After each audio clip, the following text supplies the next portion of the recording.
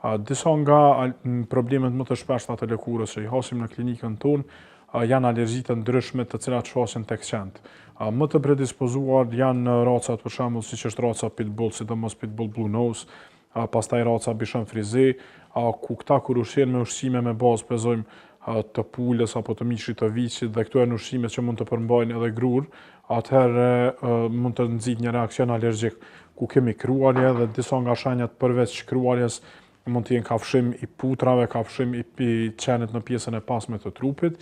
dhe normalisht kjo mund të ndodhë edhe kur qeni ushqehet me ushqime edhe shtëpiake, për shembull i vendoset buka që hajmë ne, pastaj ushqime të cilat kanë melmesa të ndryshme,